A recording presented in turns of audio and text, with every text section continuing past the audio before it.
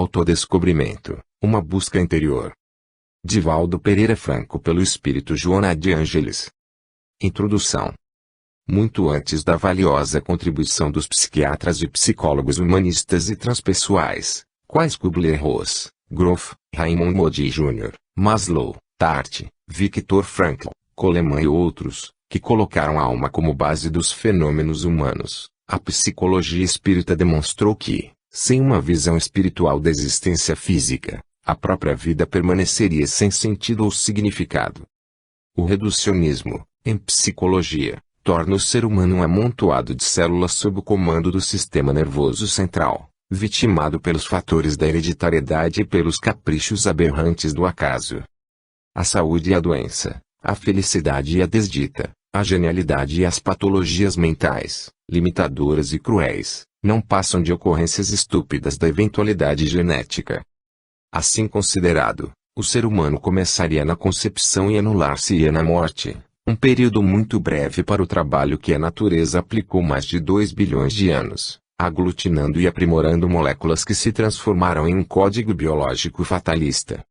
Por outro lado, a engenharia genética atual, aliando-se à biologia molecular, começa a detectar a energia como fator causal para a construção do indivíduo, que passa a ser herdeiro de si mesmo, nos avançados processos das experiências de evolução.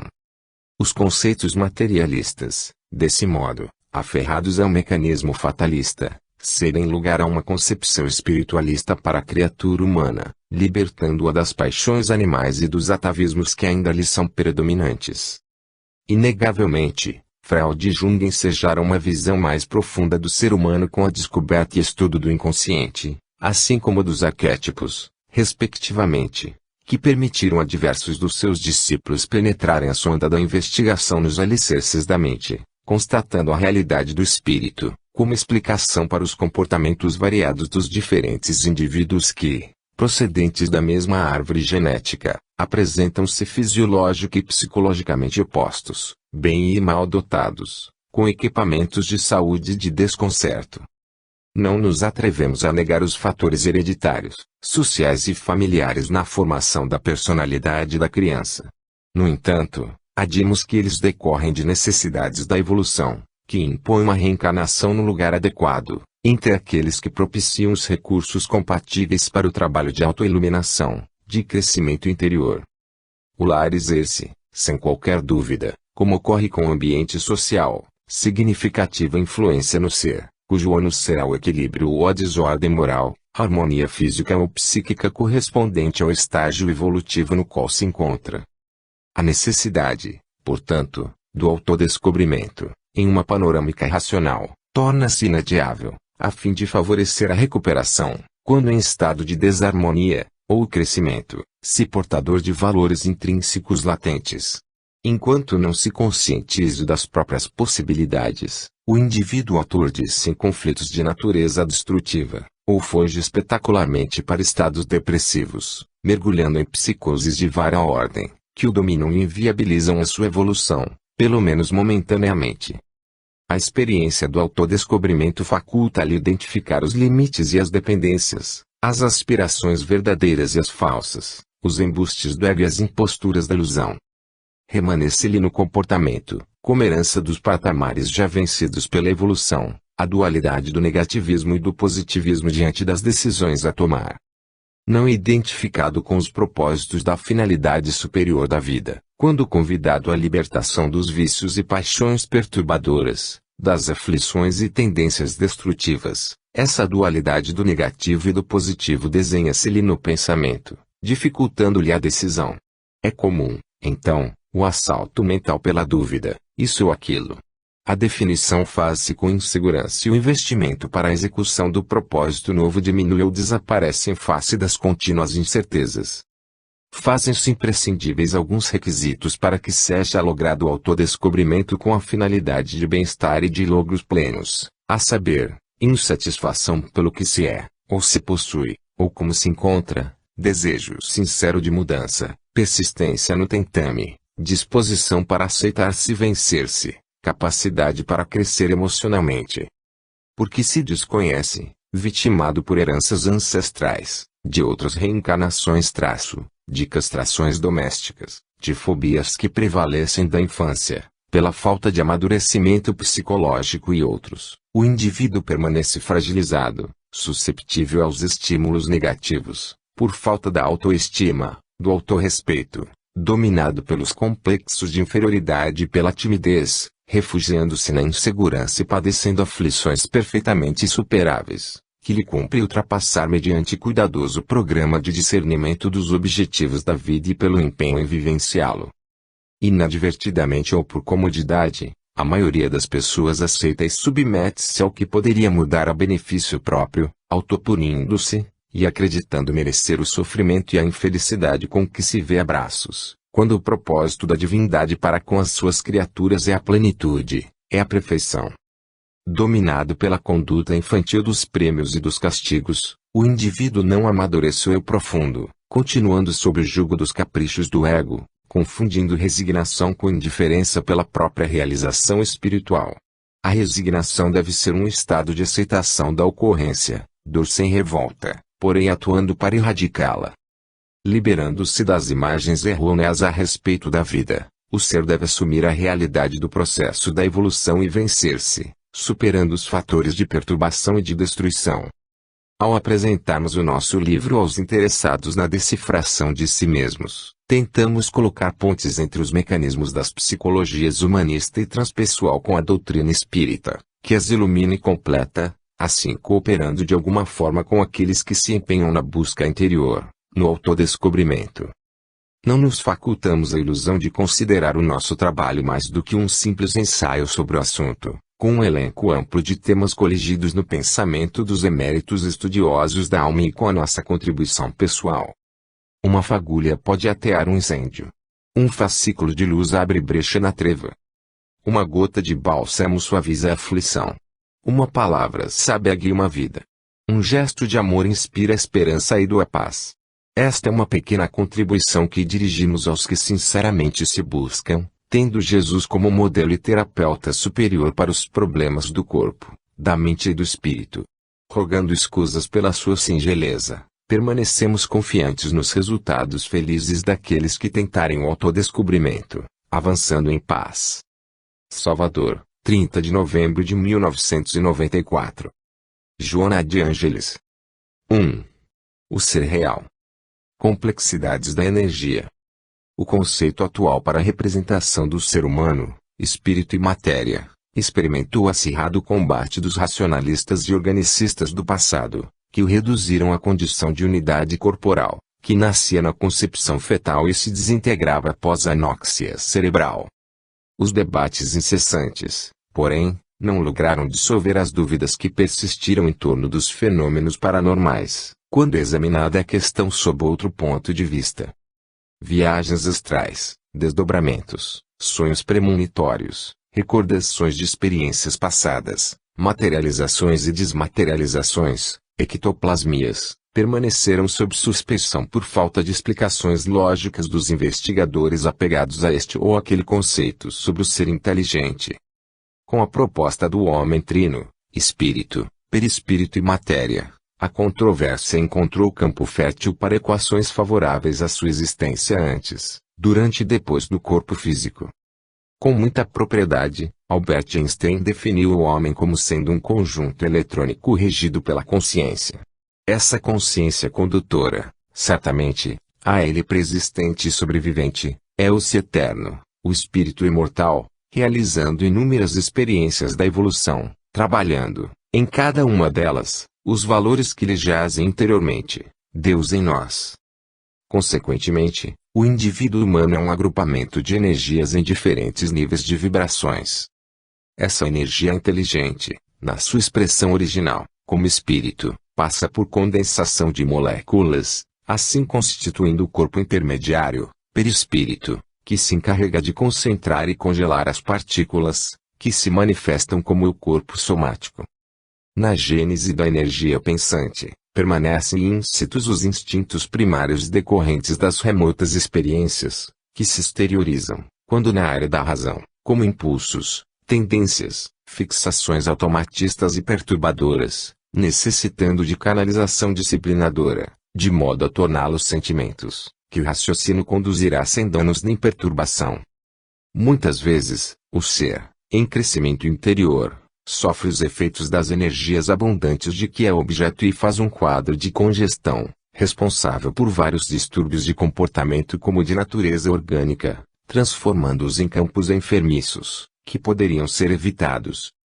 Noutras circunstâncias, as energias não eliminadas corretamente, e mantidas sob pressão, expressam-se como inibição, igualmente geratriz de outras patologias desassossegadoras. As doenças, portanto, resultam do uso inadequado das energias, da inconsciência do ser em relação à vida e à sua finalidade. À medida que evolui, descobre as possibilidades imensas que tem alcance através da vontade bem direcionada, tornando-se capaz de liberar-se da congestão ou da inibição. O despertar do sim seja a compreensão da necessidade de transmudar as energias, encaminhando-as de uma para outra área e utilizando-as de uma forma profícua, único recurso para o gozo da saúde.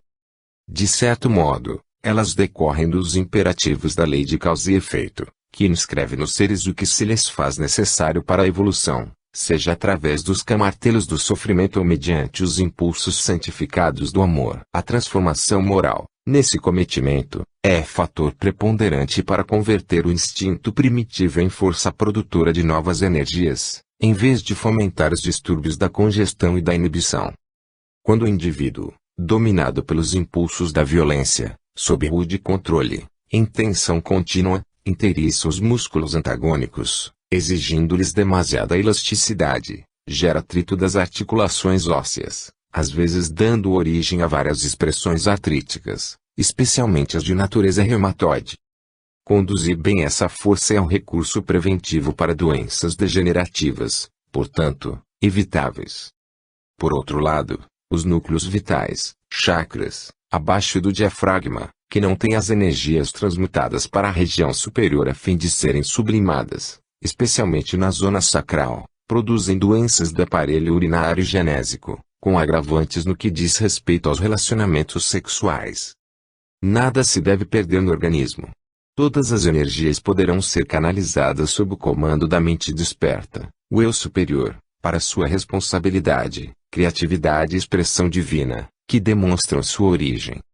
O eu consciente, mediante exercício constante, deve comunicar-se com todas as células que lhe constituem no invólucro material, à semelhança do que faz quando lhe atende alguma parte ou órgão que necessita de tratamento. Considere-se um corte que dilacere um membro. Pode ser deixado de lado para autorrefazer-se ou receber curativo imediato para a reparação dos tecidos e capilares. Da mesma forma, a consciência, o si, deve atender à energia, nas suas diferentes manifestações, rarefeita ou condensada, interferindo com amor e dando-lhe ordens equilibradas para sua sublimação. A doença resulta do choque entre a mente e o comportamento, o psíquico e o físico, que interagem somatizando as interferências.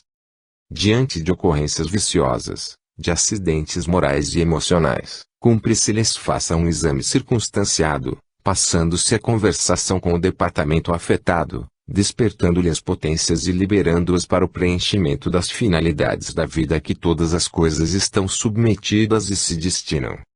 Conversar, terna e bondosamente, com as imperfeições morais, alterando-lhes o curso, buscar penetrar no intrincado meandro dos conjuntos celulares e envolvê-los em vibrações de amor, estimular os órgãos com deficiência de funcionamento, ou perturbação enfermiça, a que voltem à normalidade, são métodos de comando da energia espiritual do eu superior, interferindo nas complexidades da força mantenedora do perispírito e da matéria, alterando-lhes para melhor a movimentação. No sentido inverso, a conduta desregrada, os pensamentos violentos, as forças descompensadas do instinto, produzindo congestão e inibição das energias, dão curso aos atestados de violência, de depressão, de obsessão compulsiva, de degeneração dos tecidos e órgãos que lhes sofrem a corrente contínua deletéria. A conscientização do ser leva a um conhecimento profundo das possibilidades criativas e realizadoras, que trabalham pelo seu e pelo bem da sociedade onde se encontra. O tropismo da divina luz atrai a criatura, que às vezes se esconde nas sombras da inconsciência, ignorância de si, permanecendo nas faixas inferiores da evolução.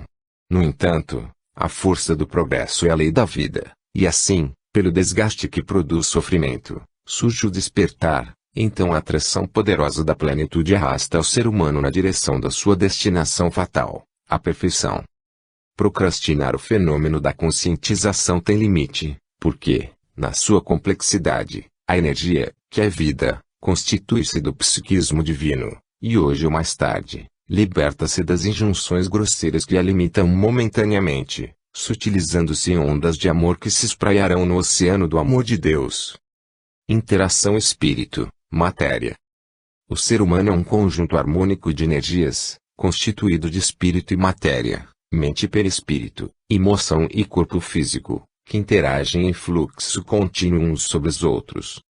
Qualquer ocorrência em um deles reflete no seu correspondente, gerando, quando for uma ação perturbadora, distúrbios, que se transformam em doenças, e que, para serem retificados, exigem renovação e reequilíbrio do fulcro onde se originaram. Desse modo, são muitos os efeitos perniciosos no corpo, causados pelos pensamentos em desalinho, pelas emoções desgovernadas, pela mente pessimista e inquieta na aparelhagem celular. Determinadas emoções fortes, medo, cólera, agressividade, ciúme, provocam uma alta descarga de adrenalina na corrente sanguínea, graças às glândulas suprarrenais.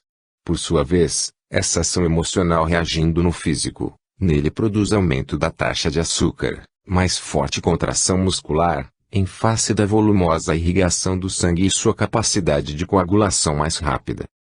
A repetição do fenômeno provoca várias doenças como a diabetes, a artrite, a hipertensão.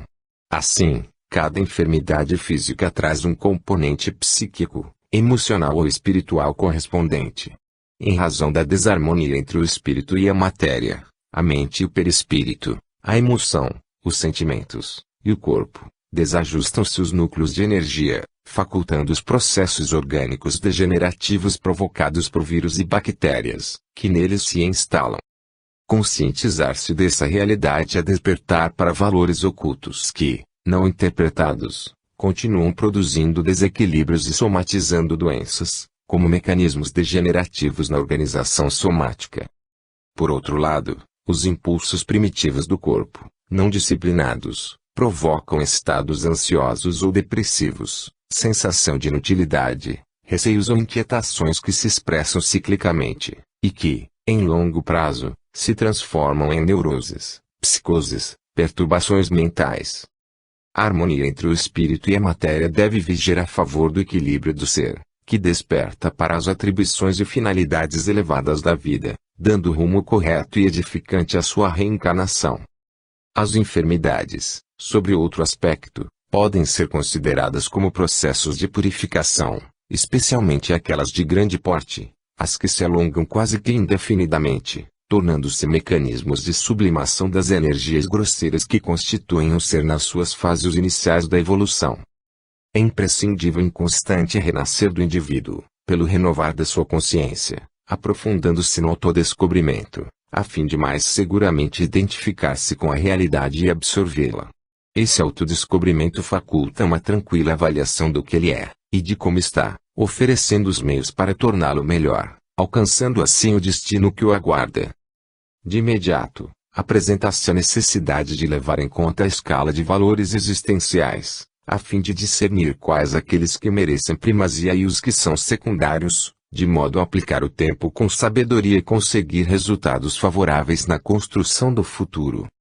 Essa seleção de objetivos dilui a ilusão, miragem perturbadora elaborada pelo ego, e estimula o emergir do si, que rompe as camadas do inconsciente, ignorância da sua existência, para assumir o comando das suas aspirações. Podemos dizer que o ser, a partir desse momento, passa a criar-se a si mesmo de forma lúcida, desde que, por automatismo, ele o faz através de mecanismos atávicos da lei de evolução. A ação do pensamento sobre o corpo é poderosa, ademais se considerando que este último é o resultado daquele, através das tecelagens intrincadas e delicadas do perispírito, seu modelador biológico, que o elabora mediante a ação do ser espiritual, na reencarnação. Assim sendo, As forças vivas da mente estão sempre construindo, recompondo, perturbando ou bombardeando os campos organogenéticos responsáveis pela geratriz dos caracteres físicos e psicológicos, bem como sobre os núcleos celulares de onde procedem os órgãos e a preservação das formas. Quanto mais consciente o ser, mais saudáveis os seus equipamentos para o desempenho das relevantes tarefas que lhe estão reservadas. Há exceções, no entanto, que decorrem de livre opção pessoal, com finalidades específicas nas paisagens da sua evolução. O pensamento salutar e edificante flui pela corrente sanguínea como tônus revigorante das células, passando por todas elas e mantendo-as em harmonia no ritmo das finalidades que lhes dizem respeito. O oposto também ocorre, realizando o mesmo percurso, perturbando o equilíbrio e a sua destinação. Quando a mente elabora conflitos, ressentimentos, ódios que se prolongam, os dardos reagentes disparados desatrelam as células dos seus automatismos, que degeneram, dando origem a tumores de vários tipos, especialmente cancerígenos, em razão da carga mortífera de energia que as agride. Outras vezes, os anseios insatisfeitos dos sentimentos convergem como forças destruidoras para chamar a atenção nas pessoas que preferem inspirar compaixão, esfacelando a organização celular e a respectiva mitose, facultando o surgimento de focos infecciosos resistentes a toda terapêutica, por permanecer o centro desencadeador do processo vibrando negativamente contra a saúde.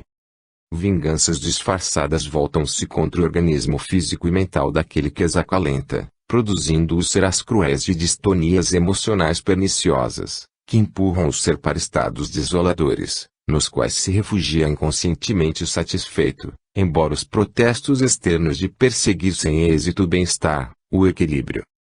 O intercâmbio de correntes vibratórias, mente, corpo, perispírito, emoções, pensamentos, matéria, é ininterrupto, atendendo aos imperativos da vontade, que os direciona conforme seus conflitos ou aspirações. Ideias não digeridas ressurgem em processos enfermiços como mecanismos autopurificadores, angústias cultivadas ressumam como distonias nervosas, enxaquecas, desfalecimentos, camuflando a necessidade de valorização e fuga do interesse do perdão, dispepsias, indigestões, hepatites originam-se no aconchego do ódio, da inveja, da competição malsã, geradora de ansiedade, do medo, por efeito dos mórbidos conteúdos que agridem o sistema digestivo, alterando-lhe o funcionamento. O desamor pessoal, os complexos de inferioridade, as mágoas sustentadas pela autopiedade, as contrariedades que resultam dos temperamentos fortes, são fontes de constantes atritos com o organismo, resultando em cânceres de mama, da próstata, taquicardias, disfunções coronarianas, cardíacas, infartos brutais. Impetuosidade, violência, queixas sistemáticas, desejos insaciáveis respondem por derrames cerebrais, estados neuróticos, psicoses de perseguição. O homem é o que acalenta no íntimo. Sua vida mental se expressa na organização emocional e física, dando surgimento aos estados de equilíbrio como de desarmonia pelos quais se movimenta. A conscientização da responsabilidade imprime-lhe o destino feliz, pelo fato de poder compreender a transitoriedade do percurso carnal, com os olhos fitos na imortalidade de onde procede, em que se encontra e para qual ruma. Ninguém jamais sai da vida. Adequando-se à saúde e harmonia, o pensamento, a mente, o corpo, o perispírito, a matéria e as emoções receberão as cargas vibratórias benfazejas, favorecendo-se com a disposição para os empreendimentos idealistas, libertários e grandiosos, que podem ser conseguidos na Terra graças às dádivas da reencarnação. Assim, portanto, cada um é o que lhe apraz e pelo que se esforça, não sendo facultado a ninguém o direito de queixa, em face do princípio de que todos os indivíduos dispõem dos mesmos recursos, das mesmas oportunidades, que empregam, segundo seu livre-arbítrio, naquilo que realmente lhes interessa e de onde retiram os proventos para sua própria sustentação. Jesus referiu-se ao fato, sintetizando, magistralmente, a sua receita de felicidade, no seguinte pensamento: a cada um será dado segundo as suas obras. Assim, portanto, como se semeie, da mesma forma se colherá. Problemas da evolução. A semente, portadora de vida, quando colocada para germinação, experimenta a compressão do solo e sua umidade, desenvolvendo os fatores adormecidos e passando a vigorosas transformações celulares. Intumesce-se, dirigida pela fatalidade biológica, desata a vida sob nova forma, convertendo-se em vegetal, para repetir-se, ininterruptamente, em futuras sínteses. A criatura humana, de alguma forma fadada à perpetuação da espécie e à sua planificação, encarna-se, reencarna-se, repetindo as façanhas existenciais até atingir o clímax que a aguarda. Em cada etapa nova remanescem as ocorrências da anterior, em uma cadeia sucessória natural. E através desse mecanismo os êxitos abrem espaços a conquistas mais amplas e complexas, assim como o fracasso em algum comportamento estabelece processos que impõem problemas no desenvolvimento dos cursos que prosseguem adormecidos. Esmagada pelas evocações inconscientes do agravamento da experiência, ou sem elas, a criatura caracteriza-se, psicologicamente, por atitudes de ser fraco ou forte, segundo James, como decorrências do treinamento na luta a que foi submetida, podendo, bem ou mal, enfrentar os dissabores ou as propostas de crescimento e graças a essa conduta se torna feliz ou atormentada. Ninguém se encontra isento do patrimônio de si mesmo como resultado dos próprios atos. São eles os responsáveis diretos por todas as ocorrências da marcha evolutiva, o que constitui grande estímulo para o ser, liberando-o dos processos de transferência de responsabilidade para outrem ou para os fatores circunstanciais, sociais, que normalmente são considerados perturbadores. Mesmo quando os imperativos genéticos inculpem situações orgânicas ou psíquicas constritoras no indivíduo, esses se derivam da conduta pessoal anterior, e devem ser considerados como estímulos ou métodos corretivos, educacionais, a que as leis da vida recorrem para o aprimoramento dos seres humanos. O estado de humanidade já é conquista valiosa no curso da evolução, no entanto, é o passo inicial de nova ordem de valores, aguardando os estímulos para desdobrá-los todos, que jazem adormecidos, Deus em nós, para a aquisição da angelitude. De insensibilidade inicial à percepção primária, dessa sensibilidade, ao instinto, à razão, em escala ascendente, o psiquismo evolve, passando a intuição e atingindo níveis elevados de interação com a mente cósmica. Os indivíduos, no entanto, mergulhados no processo do crescimento, raramente se dão conta de que o sofrimento, que é fator de aprimoramento, ainda constitui instrumento de evolução, em se considerando o estágio de humanidade. Assim posto, o autoconhecimento desempenha relevante papel no adestramento do ser para sua superação e perfeita sintonia com a paz. Nesse desiderato, são investidos os mais expressivos recursos psicológicos e morais, de modo a serem alcançadas as metas que se sucedem, patamar a patamar, até alcançarem o nível de libertação interior.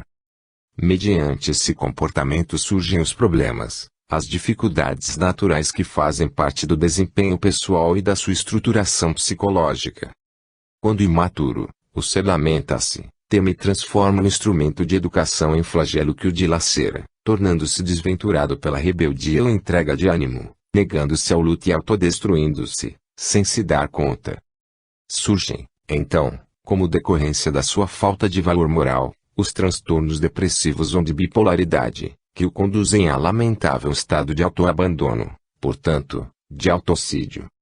Há pessoas que afirmam ter problemas, por cultivá-los sem cessar, transferindo-se de uma dificuldade para outra, vitimadas pelo egoísmo, pela autocomiseração, pelo amor próprio exacerbado.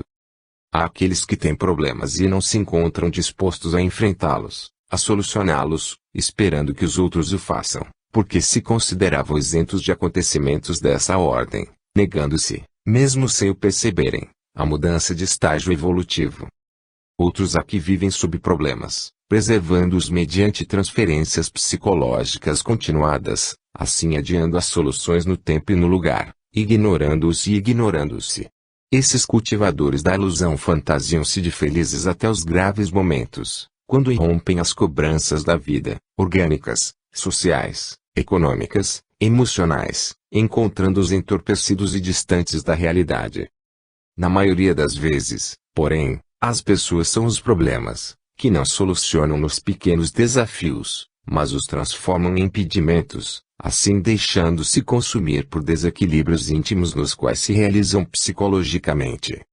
É lícito e natural que cada pessoa se considere humana, isto é, com direito aos erros e aos acertos, não incólume, não especial. Quando erra, repara, quando acerta, cresce. A evolução ocorre através de vários e repetidos mecanismos de erro e acerto, desde os primeiros passos até a firmeza de decisão e de marcha.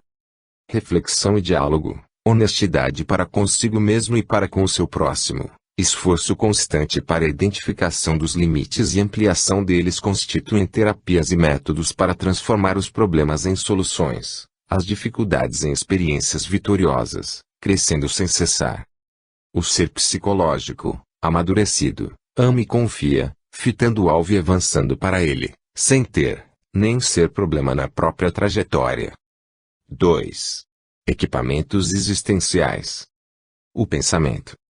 Os psicólogos organicistas estabeleceram, categóricos, que o pensamento é a exteriorização do cérebro, já que não existe função sem órgão. Toda e qualquer manifestação funcional procede, segundo eles, de órgãos que a elaboram. Compreendendo e respeitando a conceituação, anuímos com o conteúdo, não, porém, com a forma de que se reveste a tese. Certamente há órgãos geradores de fenômenos que se apresentam na esfera física, embora não necessariamente materiais. Considerando as ondas de vária constituição, elétrica, magnética, curta, ultracurta, larga, etc.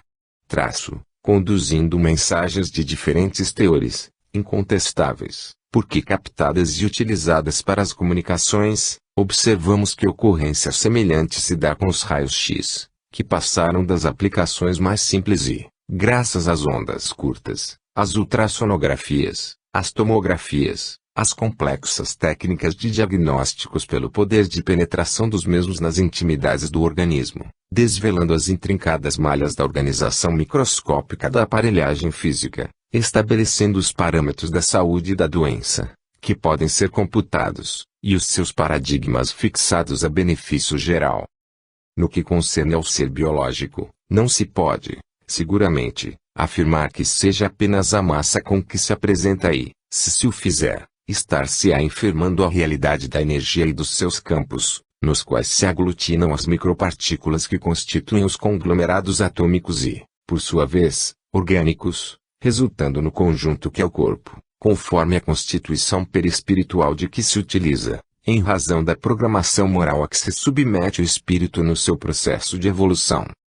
Desse modo, o pensamento não procede do cérebro. Este tem a função orgânica de registrá-lo e, vestindo de palavras, externá-lo, como por intermédio da arte nas suas incontáveis apresentações. O pensamento é a exteriorização da mente, que independe da matéria e, por sua vez, é originada no espírito. O espírito possui a faculdade mental que expressa o pensamento em todas as direções, utilizando-se do cérebro humano para comunicar suas ideias com as demais pessoas. Por isso mesmo, analisando-o, o professor Mira Y. Lopes estabeleceu uma linha de progressão, na escala estequiogenética, obedecendo à visão organicista, que apesar disso não foge a realidade espiritual, necessitando-se somente de elasticidade mental para atravessar a ponte de ligação entre uma e outra concepção. Segundo o emérito mestre, a primeira expressão do pensamento, fase inicial do processo da evolução orgânica e mental, é o primário, no qual a linguagem se apresenta de forma instintiva, sensorial, sem comunicação intelectiva, de natureza verbal e clara. São impulsos que decorrem das necessidades imediatas, buscando exteriorizá-las e tê-las atendidas. Graças às heranças genéticas, ao processo de crescimento, filogenético, e aos fatores mesológicos sociais, o ser passa para o pré-mágico, no qual a fantasia se apresenta em forma de imaginação rica de mitos que se originam no medo, nas aspirações de equilíbrio, de prazer, períodos da caverna, da palafita, para dar início aos cultos através dos sacrifícios humanos, como forma de aplacar a ira, a fúria dos elementos cruéis, os deuses da vingança, da inveja, do ódio, que lhe pareciam governar a vida, a natureza, o destino. Naturalmente, mais tarde, vem o período mágico, que se instalou na era agrária, dando origem às grandes civilizações do passado com toda a concepção politeísta, inspirada nos fenômenos que se enriqueciam de ideias mitológicas, muitas das quais, na tragédia grega, oferecem campo para as admiráveis interpretações psicanalíticas. A próxima fase foi a de natureza egocêntrica, caracterizada pela ambição de ser o alvo central de tudo que passa a girar em torno do interesse do ego em detrimento da coletividade, qual ocorre na criança. É inevitável o processo de crescimento mental e o pensamento faz-se lógico, entendendo a realidade concreta da vida, os fenômenos e suas leis, interpretando o abstrato de maneira fecunda e raciocinando dentro de diretrizes equilibradas, fundamentadas na razão. A linha de raciocínio lógico exige a formulação de dados que facultam o estabelecimento de fatores para que a harmonia dos conteúdos seja aceita. Na última fase, o pensamento se torna intuitivo, não necessitando de parâmetros racionais, extrapolando o limite dos dados da razão, por expressar-se de forma inusitada no campo atemporal, viajando, concluímos nós, para a área da paranormalidade, das percepções extrafísicas. Em uma visão espírita do pensamento, a mente plasma no cérebro a ideia, através das multifárias reencarnações, evoluindo o ser espiritual, desde simples e ignorante, quando se manifesta por meio do pensamento primitivo até o momento em que, desenvolvendo todas as potencialidades que nele jazem, estas se desvelam e se fixam nos sutis painéis da sua constituição energética. O mecanismo filogenético é manipulado pela mente que programa a cerebração, pela qual exterioriza o pensamento na próxima reencarnação, tendo por base as conquistas anteriores. À medida que o espírito evolui, o corpo se aprimora, em face das vibrações do perispírito que o organiza e mantém. Nesse segmento, a organização material depende das energias espirituais, que necessitam do processo da reencarnação, como a semente precisa do solo para desatar a vida que nela estua embrionária, e o espermatozoide com o óvulo, no reduto próprio, para liberar a vida material. Assim, o pensamento, que procede da máquina mental, recorre ao cérebro a fim de fazer-se entendido no atual estágio de evolução da humanidade. Ocorrerá, oportunamente, que o pensamento no campo intuitivo se transmitirá de um a outro cérebro, telepaticamente, sem o impositivo da verbalização, da expressão material, sons, cores, imagens, formas. Disciplinar e edificar o pensamento através da fixação da mente em ideias superiores da vida, do amor, da arte elevada, do bem, da imortalidade, constitui o objetivo moral da reencarnação, de modo que a plenitude, a felicidade sejam a conquista a ser lograda. Pensar bem é fator de vida que propicia o desenvolvimento, a conquista da vida. Conflitos e doenças. As reencarnações comuns, sem destaques missionários, invariavelmente são programadas pelos automatismos das leis, que levam em conta diversos fatores que respondem pelas afinidades ou desajustes entre os seres, assim como pelas realizações ético-morais, unindo-os ou não, de forma a darem cumprimento aos imperativos, responsáveis pela evolução individual ou dos grupos humanos. Em outras circunstâncias, são planejadas por técnicos no mistério, que aproximam as criaturas, formando os clãs, nem sempre, porém, levando em consideração a afetividade existente entre eles, mas, também, situando os próximos, na mesma consanguinidade, a fim de serem limadas as arestas, corrigidas as imperfeições morais, desenvolvidos os processos de resgates, próprios dos estágios em que permanecem. Encontros para primeiras experiências são organizados com o fito de facilitar a fraternidade, ampliando o círculo de afeições. Reencontros são estabelecidos para realizações dignificadoras e também retificações impostergáveis.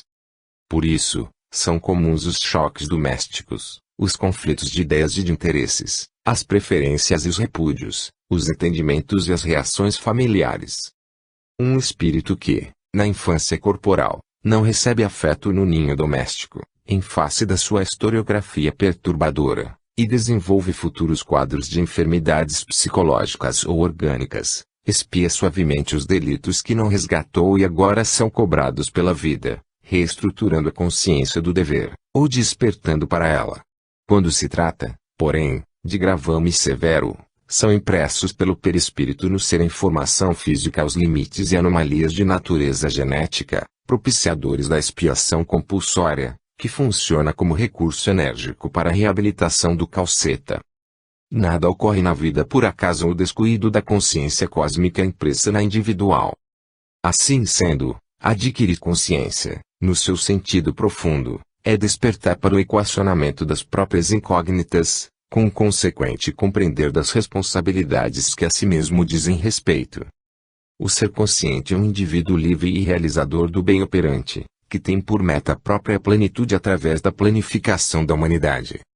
Alcançar esse nível de entendimento é todo um processo de crescimento interior, mediante constante vigilância e desdobramento das potencialidades adormecidas, que aguardam os estímulos que fomentam o seu despertar e a sua realização.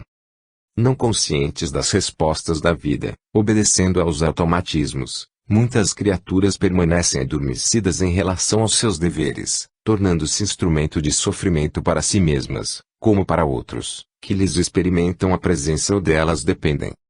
Uma das finalidades primaciais da reencarnação é a aquisição do amor, afetividade plena, para o crescimento espiritual e o autoaprimoramento, encontro com o Deus interno. Vitimado pelos atavismos do desamor, pelos caprichos do egoísmo, o ser fecha-se na rebeldia e passa a sentir dificuldades em espalhar a luz do sentimento do bem, permanecendo indiferente ao seu próximo, mesmo quando ele faz parte do grupo familiar. O problema se apresenta mais complexo quando esse mesmo sentimento egoísta registra antipatia ou surda animosidade por alguém do grupo doméstico. Tal reação ocorre em forma de desamor dos pais pelos filhos, desses por aqueles, entre irmãos ou outros membros do ninho doméstico. A atitude injustificada faz-se responsável por inúmeros conflitos psicológicos, fobias, insegurança, instabilidade emocional, complexos de inferioridade ou superioridade, soberba, etc., e enfermidades orgânicas que aí se instalam. A criança tem necessidade de ser amada, protegida, nutrida, orientada, a fim de desenvolver os sentimentos da afetividade, da harmonia, da saúde, do discernimento. Esquecida, momentaneamente, desses valores, que o véu da carne abafa, deve receber de fora, dos pais, da família, da sociedade, os estímulos que lhe propiciem o despertamento desses tesouros para multiplicá-los através dos investimentos da evolução.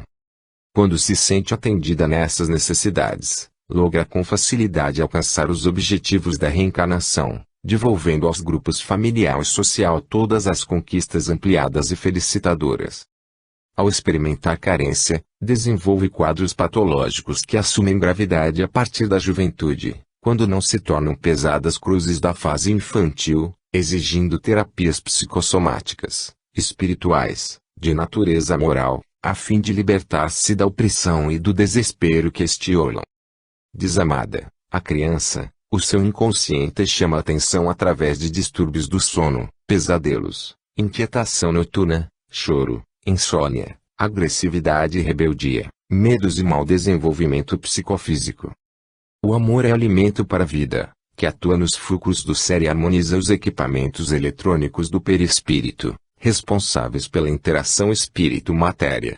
A sua vibração acalma e dá segurança, ao mesmo tempo reabastece de forças e vitalidade insubstituíveis.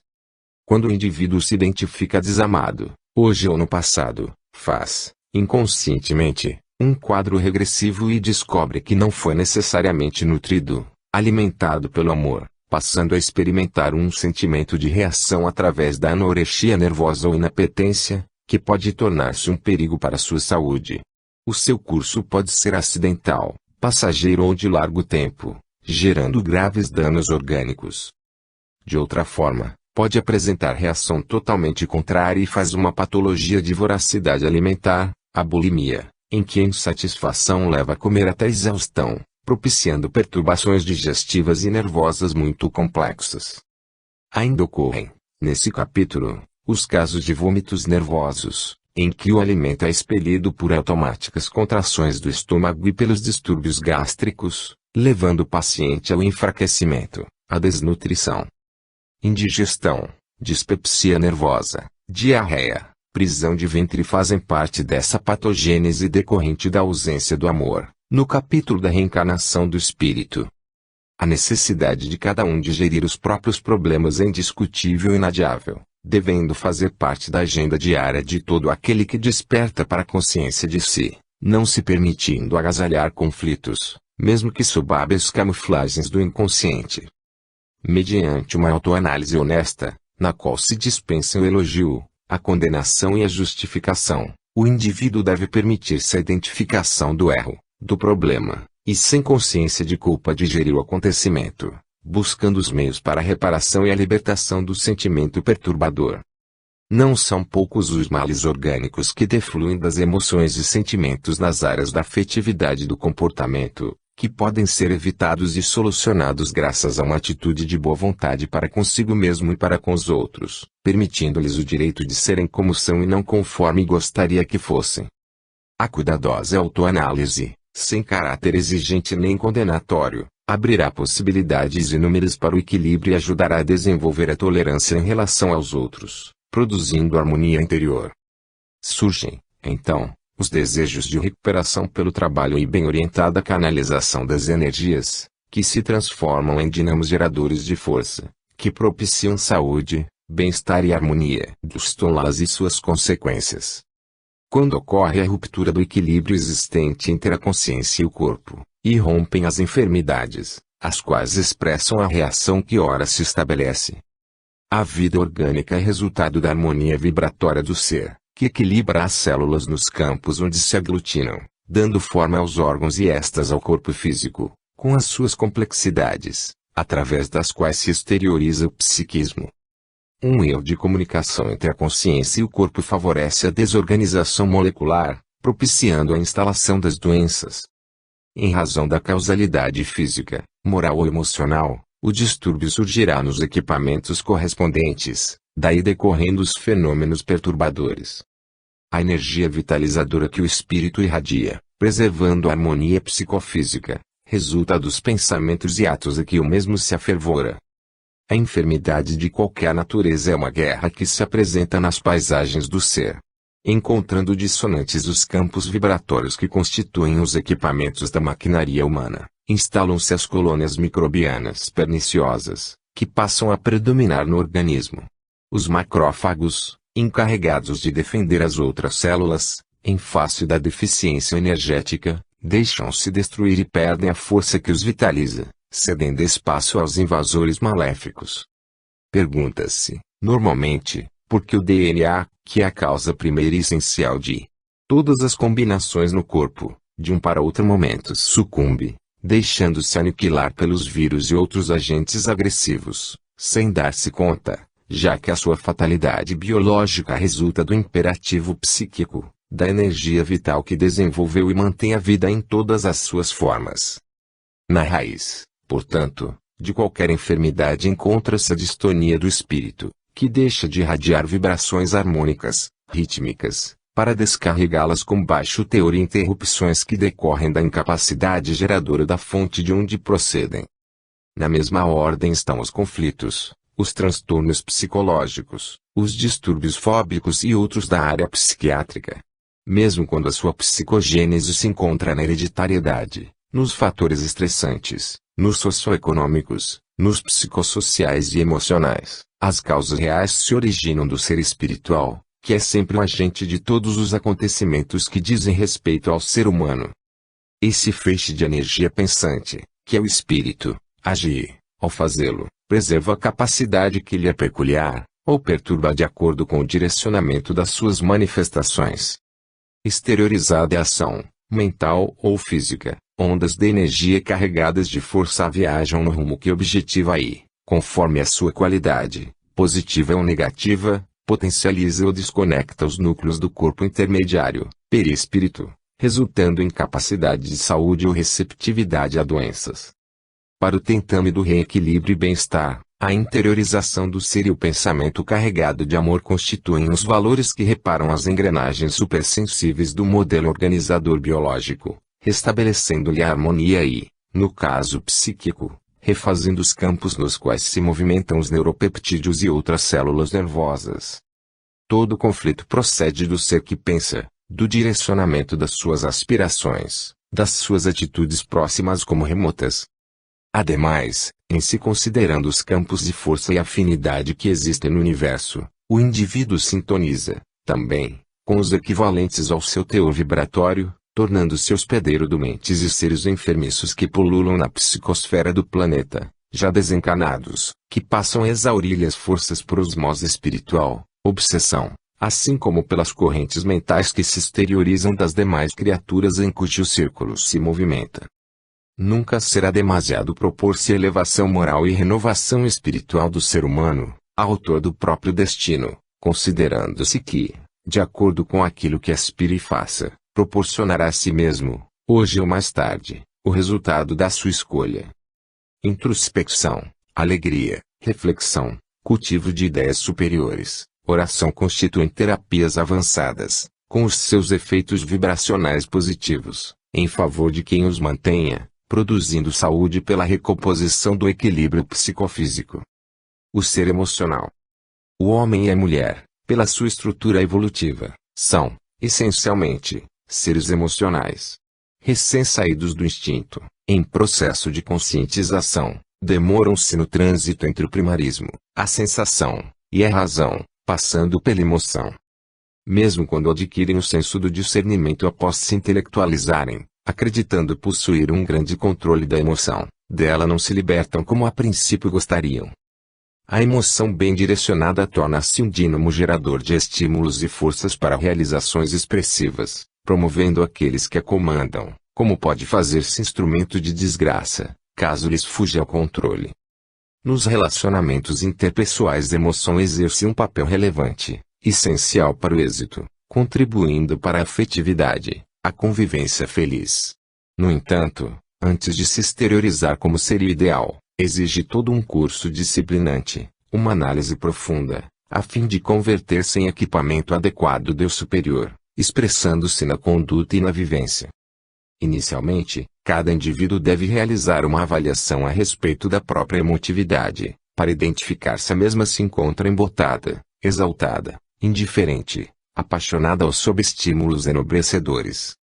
Quando está embotada, não registra as manifestações da afetividade, conforme se expresse, buscando apenas a fonte das sensações rudes, em cujo desbordar se compraz. Se apresenta exaltada, perde a diretriz do comportamento, deturpando quaisquer manifestações de carinho e perturbando o discernimento. Quando indiferente, ignora o rumo das exteriorizações, morrendo por efeito de satisfações não saciadas e de prazeres não fruídos. Se apaixonada, manifesta-se a um passo da alucinação, porque mantendo os remanescentes dos instintos fisiológicos, deixando que predominem os desejos hedonistas, em egocentrismo infeliz. Somente quando estimulada pelos objetivos enobrecedores, estabelece paradigmas e patamares de autorrealização e integração nos mecanismos da vida. Nessa natural escalada para os níveis da consciência lúcida de transcendência do ego, a caminho da conquista cósmica através das suas diferentes etapas, é justo examinar-se: a. Como se reage diante de si próprio, b. Qual a conduta em referência ao próximo, c. De que forma desenvolver os valores íntimos em relação a si e aos demais. No primeiro caso, torna-se essencial a análise cuidadosa a respeito das reações emocionais diante dos desafios, cólera, e ciúme, mágoa, revide, ódio, inveja, que decorrem do primitivismo moral do ser, ainda aferrado a complexos de inferioridade, de superioridade e aturdido por conflitos que remanescem da consciência de culpa. O trabalho por libertar-se desses verdadeiros verdugos do eu superior torna-se imprescindível ao desenvolvimento da emoção, ao seu engrandecimento, para estabelecer e seguir as linhas de manifestação equilibrada.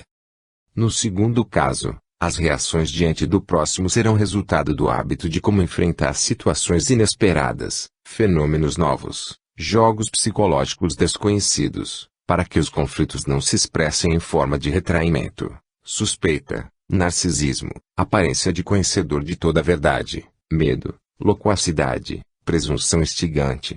A insegurança pessoal responde pelo descontrole da emoção na conduta do relacionamento com outras pessoas.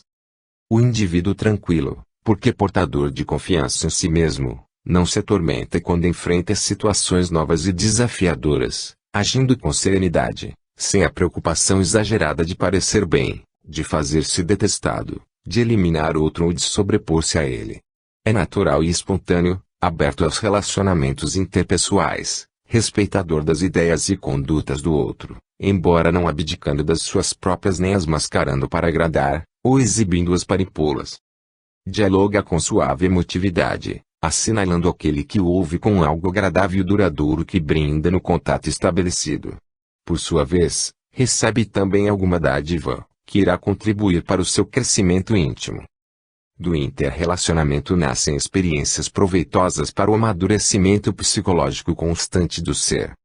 No terceiro caso, faz-se doador, livre de exigências, sem paixões dissolventes, vinculando-se amando, ou liberando-se sem ressentimentos, constatando, porém, que em todo relacionamento há sempre uma bela aquisição de vida pela empatia que provoca, pelas expectativas que desperta, pela convivência enriquecedora.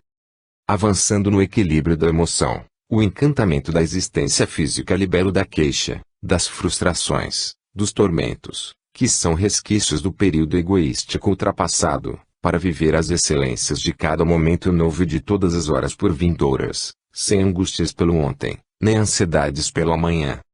Cada ser humano é uma incógnita a ser equacionada por ele próprio. Quando se inicia a operação solucionadora, o primeiro quesito é dedicado à afetividade, ao desvelamento interior, à autorrevelação, ao diálogo franco e jovial. Nem sempre, porém, aqueles a quem se dirige estão em condições de entendê-lo, de intercambiar emoções.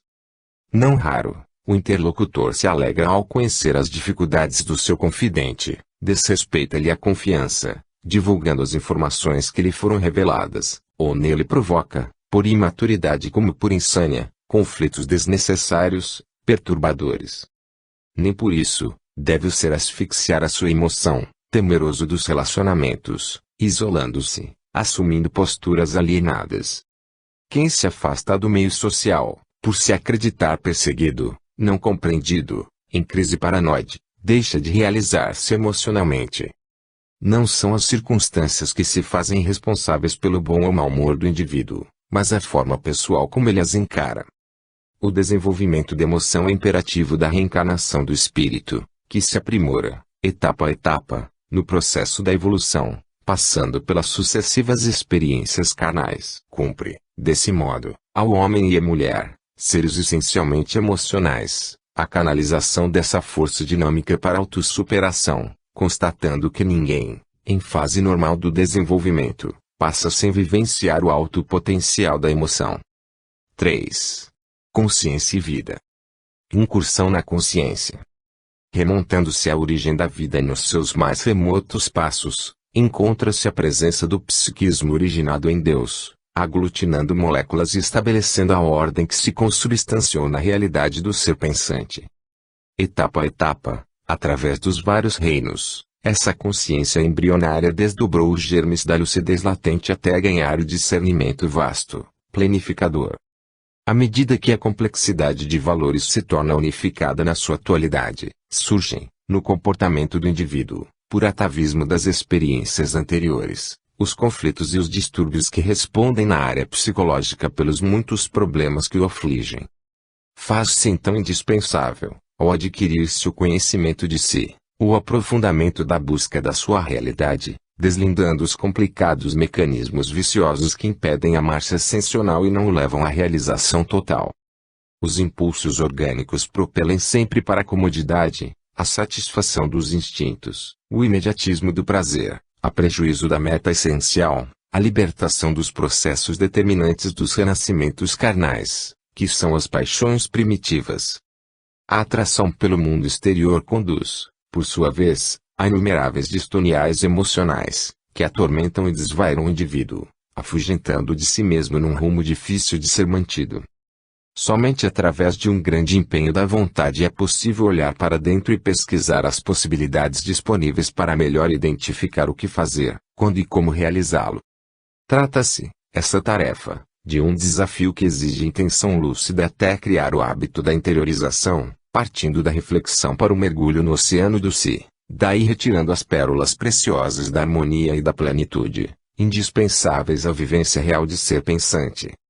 A mente não adestrada nessa busca hesita e retrai-se impedindo-se o descobrimento dos recursos inimagináveis, que esperam para ser desvelados. As tendências ao relaxamento e ao menor